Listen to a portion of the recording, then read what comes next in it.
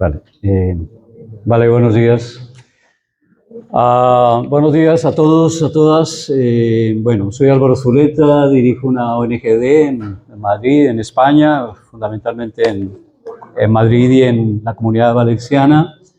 Y estamos dirigidos a cooperación internacional hace 30 años, así que tenemos una larga experiencia en dos frentes que son claves para nosotros y creo que claves para este congreso, para todo lo que he escuchado ayer y hoy, que tiene que ver fundamentalmente con las relaciones internacionales que se establecen a nivel de cooperación y que generan una serie de intercambios, de redes, pero también de problemáticas de lo que tiene que ver con sobre todo cómo se establece la cooperación desde el norte, la cooperación que se hace, en nuestro caso fundamentalmente desde Europa, pero también voy a aprovechar, y ya que se ha hablado tanto en este encuentro de América Latina, de la relación de Marruecos con América Latina, cosa que me encanta porque es una cuestión que en España no se ve ni se hace y que en Europa tampoco, porque no interesa. Es decir, son relaciones realmente sur-sur. O sea, que un país como Marruecos establezca relaciones con América Latina, como lo he escuchado, pues desde luego tiene unas connotaciones muy diferentes para nosotros. Y lo digo para nosotros porque soy de origen colombiano y tanto yo como Iván, que va a hablar después de mí, y que nos dedicamos a hacer cooperación internacional con América Latina, pero fundamentalmente con Colombia. Yo en el tiempo que tengo, que espero que no me alargue más, porque creo que va a haber preguntas al final que podemos responder si ahí no hay problema. Empezaría por hacer un análisis quizás más filosófico. Me perdonáis que voy a hablar más desde la filosofía, por mi, diría como dice un amigo, por mi malformación filosófica. O sea, soy doctor en filosofía y muy especializado en una cosa en la que voy a hacer énfasis también, en ética. Ética. La ética fundamentalmente como un espacio deontológico de creación de valores que en este caso tendrían que ver con la misma construcción de valores en la cooperación internacional y de la construcción de valores en la cooperación sur-sur. Entonces voy a hacer en ese marco, diríamos, mucho más general, cómo nos podemos acercar a este concepto de crear realmente una ética de valores en la cooperación. ¿Cómo implicará hacer también un cambio de marcha?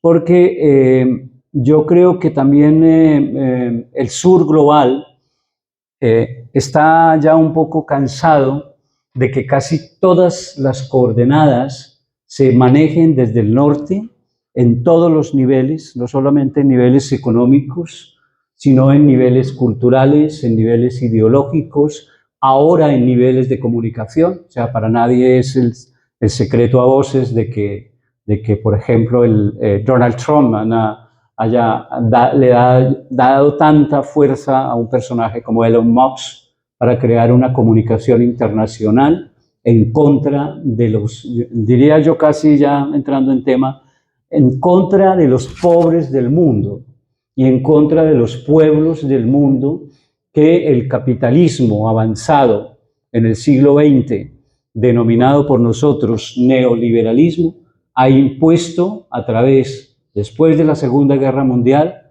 cada vez más un criterio de que el norte debía controlar el sur, a la luz de generar una sociedad incluso global, donde fundamentalmente las decisiones, no solo, repito, de tipo económico, sino político y cultural, se tomaran en el norte del mundo y no en el sur global. Y menos que existieran estas coordenadas de trabajo del sur con el sur, una cosa que realmente ha sido novedosa para nosotros y que tenemos que trabajar mucho más. Hay dos conceptos claves que lo voy a dejar en mi ponencia, pero por el tiempo lo voy a simplemente plantear. Desde el siglo XVIII se empezó a hablar en Europa sobre esto que se denominaba sociedad civil, ¿verdad? Sociedad civil. Era un concepto que a mí personalmente nunca me ha gustado porque casi es de corte militar.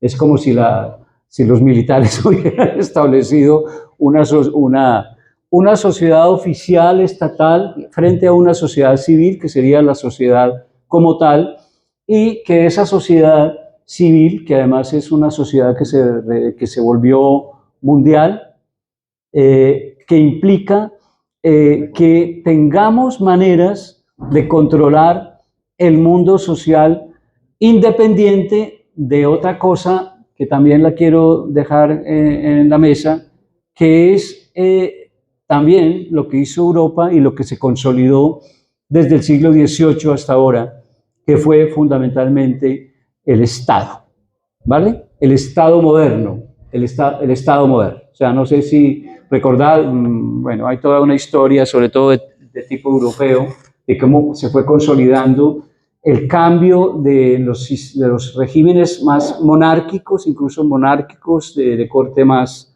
piramidal, diríamos, a los estados modernos construidos más a la luz, curiosamente, de la Revolución Francesa, ¿verdad? Entonces hay un elemento que quiero que tengáis muy en cuenta y que tiene que ver mucho con este diálogo con América Latina. América Latina, también por lo que he escuchado, nosotros digo, preferimos que nos llamemos América Latina, aunque ahora ha entrado más en juego lo que se llama Amerindia, ¿verdad? Todo un concepto que recoge elementos más hacia lo que sería la fuerza que cada vez han ido ganando más los pueblos indígenas de América Latina. Para ellos, realmente, este debate está, por ejemplo, en este momento en Colombia, está en Paraguay, está en Chile, está en México, mucho en México, sobre todo fue todo el movimiento zapatista, que implica la construcción de un continente amerindio, porque América Latina, sabéis también, es un término que viene de Amérique latine, que fue un término francés, que a los españoles no les gusta mucho, no les gusta mucho porque América sigue todavía hablando de Iberoamérica, un concepto que es prácticamente de corte franquista, no sé si sabéis, ¿no? Iberoamérica, bueno, en Cataluña sabemos que no les gusta nada, pero Iberoamérica, que se maneja mucho en Madrid por parte de la derecha española, el PP, Vox, todas esas cosas a la derecha, son muy dados a creer que América Latina somos Iberoamérica, los pueblos que España construyó al otro lado del mundo y toda esa historia que ya es un poquito grotesca. No, América Latina en general sí un concepto mucho más amplio, cultural, social, sociolingüístico incluso. Otro tema muy interesante es, que se ha hablado también aquí, es la injerencia ni siquiera del español, del castellano, cuidado, ¿eh? O sea, en España se hablan más de 4 o 5 lenguas, incluso oficiales, ¿verdad? Como el catalán, el vasco, el euskera, pero el castellano, vuelto a nivel internacional, el español internacional. Ese que decía la compañera ayer, se habla en más de 600 millones de personas, pero que, ojo, que también como elemento neolingüístico, el español internacional tiene no solo las 21 vertientes que se han establecido en América Latina, sino muchas vertientes locales, ¿vale? ¿Qué quiere decir eso? Que al final tenemos también una visión internacional de lo que somos como lengua. Y yo en eso sigo mucho a Michel Foucault, al francés, que decíamos que en el fondo somos un idioma, una lengua que nos habla, decían Foucault. Si somos una lengua que nos habla, pues nosotros diríamos que a nosotros nos habla el colombiano y no precisamente el castellano peninsular. Como sea, los estados establecidos a partir del siglo XVIII en Europa generaron también toda una estructura que ha sido muy complicada de manejar, porque también el mundo occidental cogió al Estado como si fuese, yo diría, como la panacea de todo. O sea, es una cosa increíble. O sea, lo estamos viviendo ahora con la degeneración final de la democracia norteamericana, la digo así tal cual, la degeneración final del modelo democrático norteamericano, que ha entrado en su peor crisis de valores, generando en este momento uno de los presidentes más nefastos para el mundo, no solo para los Estados Unidos de América, sino para todo el mundo, que implica una hegemonía de poder económico solamente, ¿vale? En manos de un personaje que lo único que le interesa es ganar dinero. Dicho eso, entonces, Occidente genera el Estado se convierte en una especie de elemento aglutinador de una serie de valores, pero como inicié hablando de la sociedad civil, quiero que tengáis en cuenta la diferencia entre la sociedad, ya no hablemos de sociedad civil, la sociedad y el Estado, como una especie de monstruo de 1000 cabezas, como lo llamó Nietzsche, un monstruo de 1000 cabezas que se chupa todo, y que al final estamos todos, otro concepto clave para nosotros, los ciudadanos del mundo, porque es del mundo, porque el Estado democrático occidental llegó a todo el mundo, porque eso ha hecho una cosa muy inteligente, escuché esta mañana lo mismo, digo que es una cosa muy inteligente que ha hecho Europa. El eurocentrismo no solo se quedó en las fronteras europeas, se expandió a todo el mundo.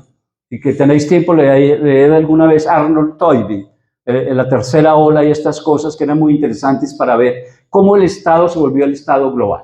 La ciudadanía convertida en una injerencia del Estado.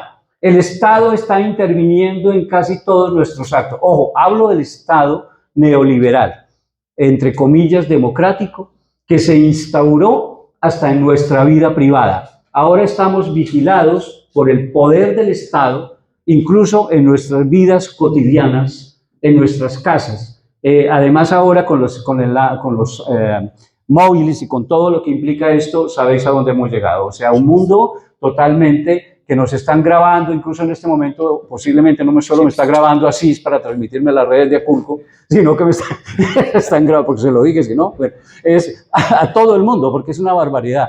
Nos están grabando, ya saben que soy diabético, entonces me están mandando que tome no sé cuántas cosas por Google.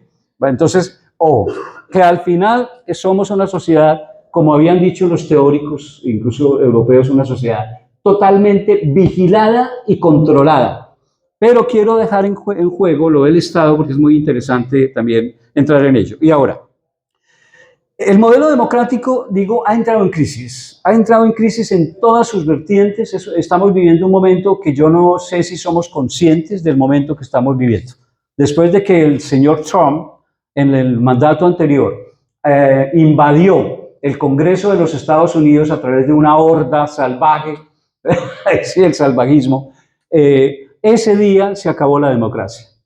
Ese día entramos en un nuevo mundo, en una nueva era, donde realmente ya lo que llamábamos valores democráticos se fueron al garete. Nadie lo quiere asegurar. Y luego decir también que la legitimidad internacional terminó en lo que estáis viendo, ¿verdad? En lo que estáis viendo. Un Estado como el Estado israelí se da el lujo de masacrar el pueblo palestino de la manera en que lo está masacrando, en un genocidio transmitido por televisión, con las bombas cayendo sobre los niños y las mujeres, y nadie dice nada.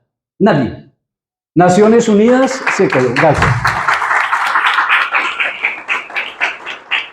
Naciones Unidas se cayó así como una boba, o sea, no tiene nada que decir porque no tiene poder, y el Netanyahu se da el lujo de regañar al secretario de Naciones Unidas y decirle casi que es una persona no grata, ¿verdad? Entonces, ante esas condiciones, ante una guerra de Ucrania en la cual la salida final es que se la robe Donald Trump a través de explotar las famosas tierras raras, después de ahora pretendiendo ir a Nigeria, y fundamentalmente pensando que es que el mundo occidental se organiza en este momento a golpe de fusil y a golpe de facto. Es decir, no hay ningún diálogo, ojo con eso, diálogo, no hay ningún diálogo democrático.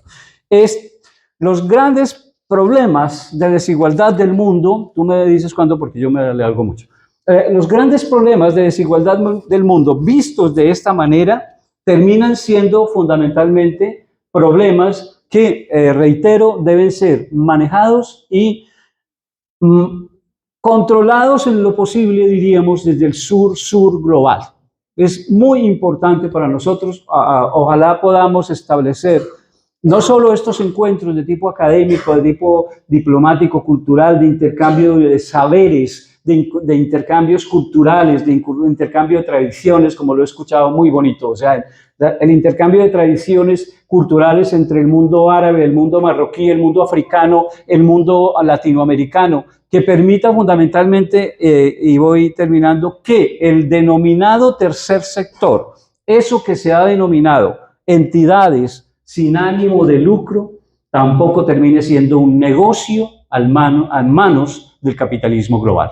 O sea, yo me niego a aceptar que todo el denominado tercer sector pase de ser simplemente asistencialista. Tenemos muchas tradiciones heredadas, en el caso de Europa, de la Iglesia Católica, de las grandes comunidades religiosas que terminaron haciendo cooperación internacional a la luz de los criterios religiosos del cristianismo. No desconozco el mundo islámico para decir si se está haciendo lo mismo en el mundo islámico, pero lo que sí se hace en Europa es aberrante.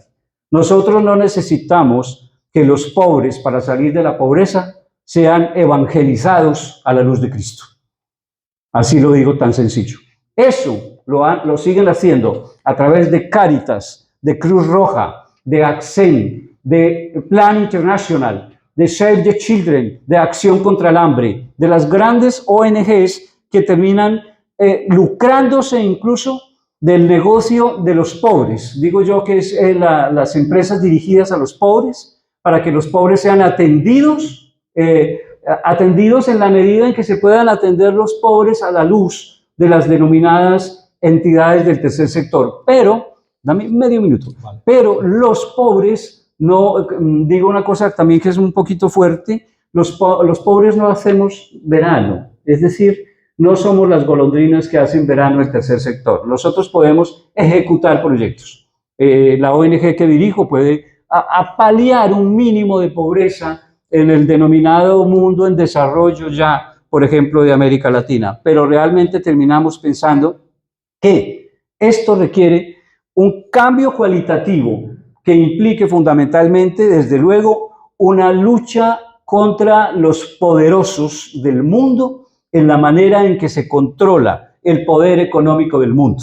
No podemos seguir con dos mundos paralelos. Un mundo donde los ricos se han constituido en especies de guetos cerrados, en sectores exclusivos, incluso viviendo en sectores exclusivos en el mismo denominado tercer mundo, ¿verdad? Barrios exclusivos, incluso como lo tenéis aquí, donde la gente rica se da el lujo de tener sus propias parcelas de poder y los pobres esperando afuera que le caiga alguna migaja de la cena de los poderosos para poder comer. Esto termino diciendo que fundamentalmente eso implicaría un cambio de marcha en donde seamos capaces realmente de construir sociedades solidarias, donde la gente empiece otra vez, que se ha perdido mucho el sentido digo se ha perdido porque sobre todo en los griegos antiguos había un sentido muy profundo del ethos, de la ética,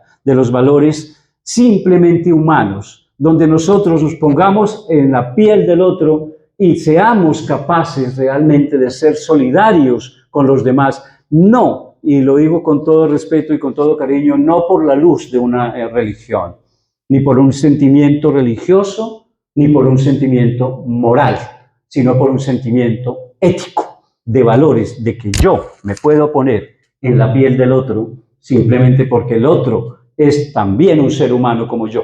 Y ese cambio de valoración ética sí permitirá que hablemos a futuro de sociedades realmente comprometidas con los seres humanos, de sociedades solidarias, de sociedades amorosas. Curiosamente, y termino diciendo que el presidente Petro de Colombia lo están mirando muy curiosamente en el mundo porque empezó a hablar de esto que yo acabo de decir, que necesitábamos sociedades amorosas, comprensivas, solidarias, de respeto al otro y no de ataque al otro. y no de armarnos para la guerra, como lo pretende Europa, sino armarnos para la paz. Muchas gracias. Muchísimas gracias. Yo no que yo desarrollé un montón, pero lo siento, voy a tocar por el tiempo. Por esta brillante conferencia, que se necesita mucho más ahora en estos tiempos, que estamos en tiempos del señor Trump, ¿no? Pues muchísimas gracias y enhorabuena por esa intervención. Ahora doy la palabra a estimado Iván Santos, también de la Universidad de Alicante, ¿no? Para hablarnos de los aportes de las ONGs de la diáspora a la cooperación caso de Colombia. Tiene la palabra, señor Iván, muchas gracias y lo siento por el tiempo, 15 minutos, por favor, para terminar tu conferencia. Muchas gracias. Eso sí.